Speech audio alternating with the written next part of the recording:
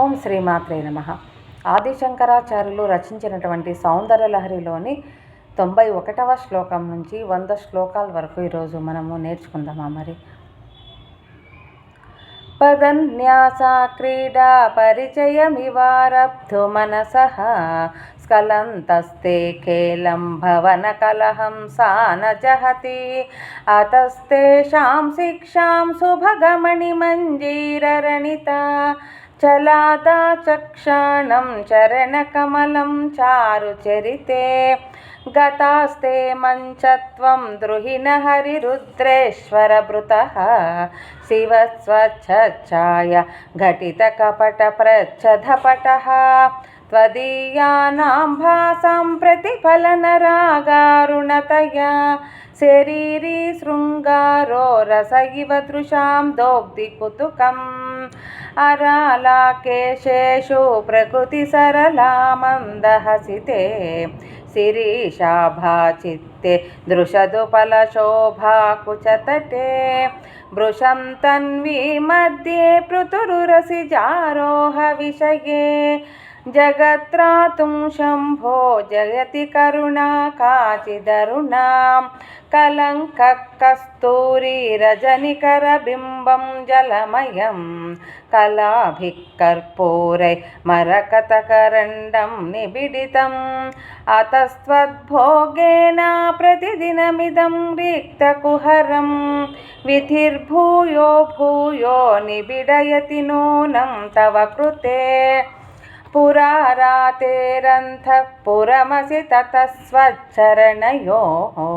సపర్యామర్యాద తరళకరణానామ సులభా తథా హ్యేతే నీతా శతమఖముఖాః సిద్ధిమతులాం తవ ద్వారోపాంత స్థితిభిరనిమాధ్యాభిరమరాః కలత్రం వైధాత్రం కతి కతి భజంతే న కవయః త్రిశ్రియో దేవ్యా కో వా న భవతి పతికైరపి ధనైః మహాదేవం హిత్వా తవ సతి సతీనామచరమే పుఛాభ్యామాసంగః కురవకతరోరప్యసులభః గిరామాహుర్దేవీం ద్రుహిణ గృహిణి మాగమవిదో హరే పత్నీం పద్మాం హర సహచరీమద్రితనయాం తురీయా కాపి త్వం ధురదిగమనిస్సీమ మహిమా